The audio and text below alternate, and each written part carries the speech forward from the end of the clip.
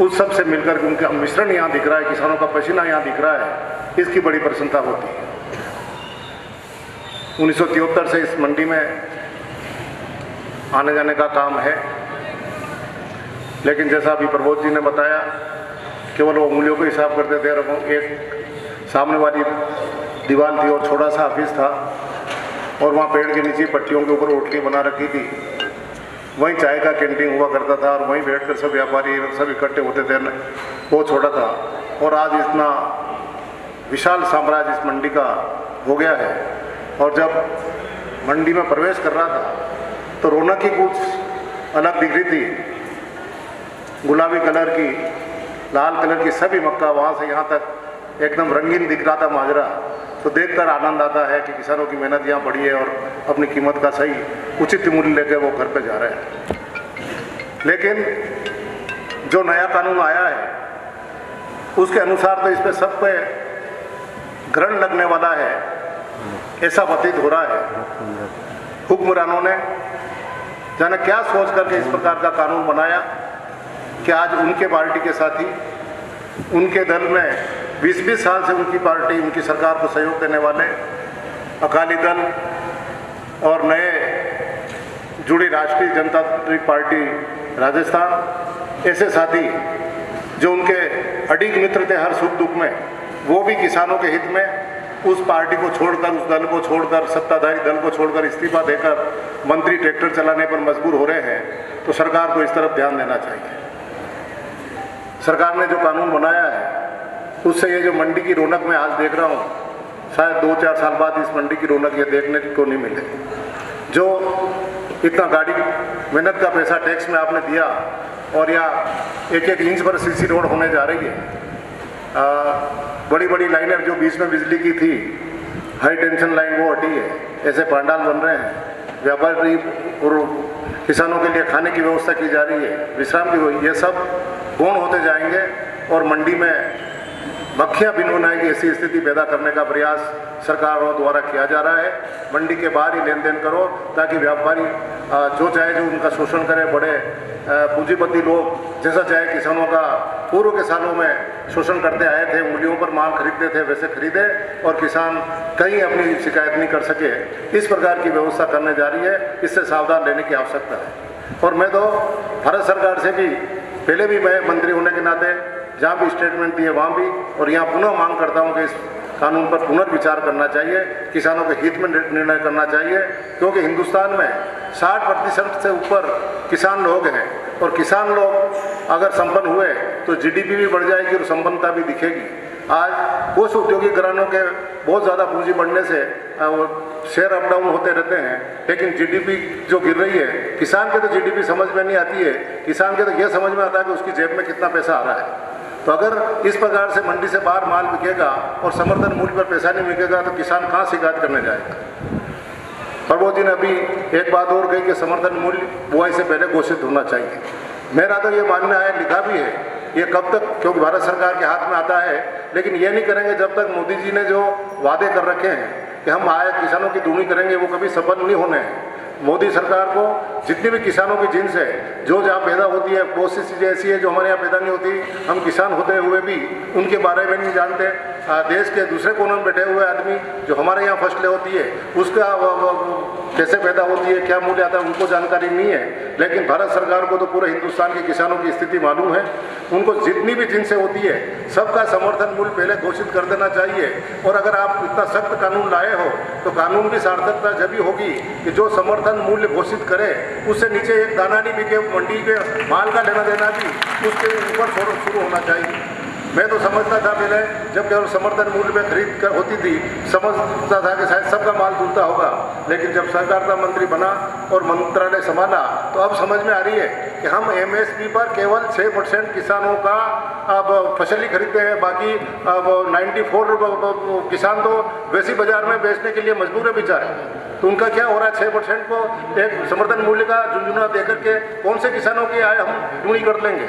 अगर किसानों की आय दुगनी करनी है तो जितनी लागत किसानों को पड़ती है उसका हिसाब लगाकर समस्त जिनसों का समर्थन मूल्य पहले जारी कर दे साल के शुरू में ही, और उसके बाद ये पाबंद कर दे चाहे कानून कोई भी लाए, लेकिन जो भी व्यापारी माल खरीदेगा वो इस समर्थन मूल्य से 1 रुपया नीचे नहीं खरीदेगा, और अगर उसके बाद कोई नहीं खरीदता है तो वो सब माल सरकार खरीदने के लिए बाध्य हो, जब जाकर के किसानों को आज दूनी करने की बात सोच सकते हैं। दूनी की तो छोड़ो, जितना लागत लगा उतना ही पैसा मिल जाए, किसान अपने बच्चों का पालन पोषण ढंग से कर ले, इतना हो जाए तो ही काफ़ी रहेगा। इसलिए ये चाहे मंच छोटा है लेकिन आदमी कम है। आज मैंने किसी को आमंत्रित नहीं किया क्योंकि कोरोना की वजह से ज़्यादा भीड़ कर भी नहीं सकते, लेकिन आज मीडिया और वायरल होने का सिस्टम इतना है कि बात जो भी बोलूँगा वो जाएगी आगे तक। तो काम की बात अगर हुक्मरान सुन रहे हैं तो उनको सोचना चाहिए और किसानों की पीड़ा को समझना चाहिए। किसानों की आर्थिक स्थिति ठीक करने के लिए समर्थन मूल्य पहले घोषित करें और सभी जिन्स जितनी भी है वो सब किसानों की खरीदी जाए, तो किसान निस्संदेह न्याय हो जाएगा और आपको कभी नहीं भूलेगा। चाहे हम विपक्ष में रहेंगे तो विपक्ष में जिंदगी भर काम करते रहेंगे, लेकिन पहले किसानों का हित होना चाहिए, जब जाकर के हमें सत्ता में बैठने का आनंद आ रहा है। अगर ये कानून लागू हुआ तो जो रौनक आज आप सब देख रहे हैं वो देखने को नहीं मिलेगी। बरसों की मेहनत के बाद इस प्रकार से मंडियां खूबसूरत बनी है, इस प्रकार से व्यवस्थाएं हुई है, साफ सुथरा काम दिखा है कि पारदर्शिता के साथ किसानों के मूल्य लिया जा रहा है। अगर व्यापारी कोई बदमाशी करता है तो शिकायत के मंच है, किसान कोई गड़बड़ करता है तो उसके लिए कानून है। कृषि उपज मंडी के सचिव बैठे हुए हैं, प्रशासक के रूप में एसडीएम साहब है, सभी बैठे हुए हैं, कानून अपना काम कर रहा है। लेकिन उस नए कानून के तहत तो केवल एसडीएम साहब के यहाँ शिकायत करो, और अगर सत्ता में वैसी पार्टी जो कानून बना रही है वैसी बैठी हुई है तो एसडीएम साहब सुनेंगे ना कलेक्टर साहब सुनेंगे। किसान मारा फुटबॉल की तरह से दौड़ता ही फिरेगा, कोई पूछने वाला नहीं रहेगा।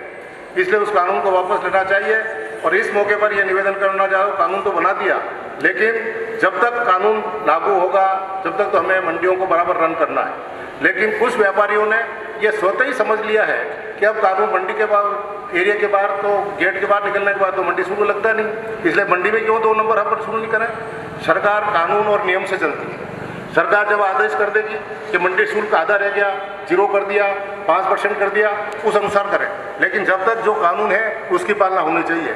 मेरे ये सुनने में आया है कि मंडी में थर्ड डे से वापस 2 नंबर का काम बहुत जोर शोर से शुरू हो गया है। तो सेक्रेटरी साहब का, प्रशासक महोदय का ये कर्तव्य है कि वो इस प्रकार की गतिविधियों को रोकें। एक अफवाह उड़ा गई इस प्रकार से अगर मंडी की आय को प्रभावित करने का प्रयास करेंगे तो गलत मैसेज जाए। इसलिए 2 नंबर का काम अगर पहले तो मंडी में बिल्कुल नहीं होता था, लेकिन अब इन दिनों छूट समाचार आए हैं तो ये बात मैंने मंच पे कही है। दोनों अधिकारी विराजमान है, व्यापारी साथी मेरे सभी मिलने वाले हैं, उनसे भी निवेदन है कि जो प्रक्रिया पूर्व में चल रही थी उसी को जारी रखें, नई परंपरा शुरू नहीं करें। सरकार को टैक्स माफ करना होगा, उस दिन ये ज़्यादा लग रहा है, सोयाबीन पे बहुत ज़्यादा टैक्स है, गेहूँ पे बहुत ज़्यादा टैक्स है, कीमत बराबर नहीं आ रही है, तो व्यापारी और किसानों को बाहर मंडी से बाहर बेचने में ज़्यादा फायदा हो रहा है, तो सरकार स्वयं ही अपना मंडी शुल्क घटा देगी तो घटे हुए शुल्क पे मंडी चलेगी। लेकिन जब तक जो नियम है उसके अनुसार काम करेंगे तो ज़्यादा बढ़िया रहेगा। लेकिन अभी कानून बना है, लागू होगा, लेकिन जब तक जो आय आ रही है उससे मंडी के सर्वांगीण विकास के लिए हम सब जनप्रतिनिधि मिलकर के प्रयास करें। मंडी में जो काम करने वाले व्यापारी हैं, किसान हैं, वो अपने सुझाव दें कि साहब इतना तो आपने कर दिया है, इतना काम और करना बाकी है, तो जो काम आप बताएंगे अगर मंडी कमेटी के पास इतना बजट होगा तो निसंदेह उसको लागू करके और आगे मंडी को बढ़ाएंगे। अभी हमें हताश होना नहीं चाहिए। सरकारें भी प्रयास कर रही है, पूरे देश में विद्रोह हो रहा है, आंदोलन हो रहे हैं। किसान भारतीय जनता पार्टी से संबंधित जो किसान संगठन है वो भी इस कानून का विरोध कर रहे हैं, तो जाना कोई हल निकल जाए। इसलिए मंडियों को सुव्यवस्थित चलने दें, क्योंकि मंडी से बढ़िया किसानों को अपने मूल्य की माल का सही मूल्य और कहीं मिल नहीं सकता। इसलिए मंडियाँ तो नितांत आवश्यक है, तो उसको सुव्यवस्थित तरीके से चलने दें। जो कुछ सुझाव आप और देना चाहें उनको दें और लागू करें। अभी जैसा सेक्रेटरी साहब ने कहा था कि जो कुछ विसंगतियाँ देखने को मिली थी जब मंडी में आता था, जब ये घटना सामने आई कि एक किसान मंडी में अपना माल लेके आया ट्रैक्टर पर और ट्रैक्टर से आती मंडी में आती अटैक हुआ या मंडी के ट्रैक्टर से गिर के डेथ हो गई कि साहब उसको तो क्लेम नहीं मिलता, तो कृषि काम नहीं कर रहा था। अरे बेचारा जिंदगी भर कृषि का काम करके अपनी मेहनत का पैसा लेने के लिए मंडी में आया, खेती के काम नहीं है तो और क्या है, और यहाँ आगे मृत्यु हो गई, उसको आप क्लेम नहीं दे रहे हो, दूसरे व्यक्ति को क्लेम दे रहे हो। इसलिए उसमें संशोधन कराया और आज इस प्रकार से खेती का काम करते हुए चाहे पेड़ से गिर जाए, चाहे मंडी में आते हुए डेथ हो जाए, इस प्रकार का खेती से संबंधित काम करते हुए कोई डेथ, सबको उसमें ऐड करा दिया है। और समय भी पहले 6 महीने का था। अगर कोई अनपढ़ है, जानकारी पूरी नहीं है, सुस्त आदमी है, समय पे नहीं दे तो उसका कार्यकाल भी 15 महीने का कर दिया। 15 महीने के अंदर भी अगर कोई शिकायत आके करेगा कि मेरी दुर्घटना में खेती का काम करते मृत्यु हुई तो उसको विचार किया जाएगा।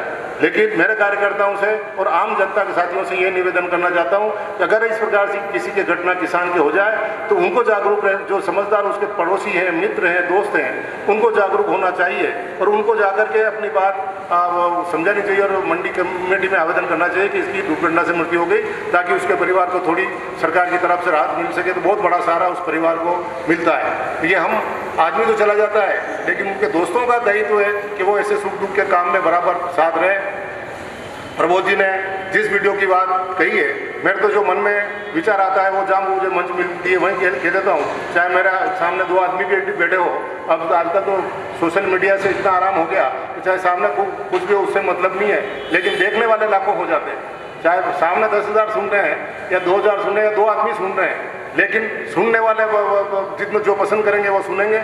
जो विचार आता है वो करता हूँ। मेरे साथियों से मेरा किसी से कोई दूरियां नहीं है, वो का वो प्रेम है। वो ये नहीं सोचे कि कल तक तो उदयलाल जी जब विपक्ष में थे तो कितना प्रेम से बोलते थे ना, आज ये नए नए कानून बता रहे हैं तो कानून का अधिकार तो आपने दिया, इसलिए बता रहा हूँ ताकि पार्टी की समर्थन आगे बढ़े, अपनी व्यवस्था सुदृढ़ चले, जो अपनी छवि है वो छवि बनाए रखें तो ज़्यादा बढ़िया रहेगा। समय तो आता जाता रहता है, समय ही याद रखेगा कि किसने क्या काम किया। इसलिए पक्ष विपक्ष की बात अभी मौका आएगा जब करेंगे, लेकिन जब तक तो सुख दुख में सब साथ रह के किसानों की, मजदूरों की और हर वर्ग की सेवा करें। व्यापारी साथियों से मैं कोई दूर नहीं हूँ। व्यापारियों के लिए भी मेरे टाइम में भी यहाँ लॉटरी निकली थी, किसी एक व्यक्ति की कोई लॉटरी में 1 रुपया कमीशन का लग गया हो तो बताइए, किसी का लगने दिया गया, जिसमें अधिकांश आदमी खिलाफ वाले थे। उसके बाद भी मैंने तो उसमें कोई अड़चन आज दिन तक नहीं पैदा की। अभी तक उन्होंने बॉसों ने दुकानें नहीं बनाई तो भी नोटिस नहीं दिलाए। तो अगर बदले की भावना से मैं कोई काम करता नहीं हूँ, जो उनका किस्मत में था, उनकी लॉटरी खुली तो वो उन पर काम करे और आगे बढ़े। इस प्रकार से काम करते रहेंगे तो मुझे निसंदेह और उत्साह मिलेगा, उमंग मिलेगी, मजबूती से काम कर पाएंगे।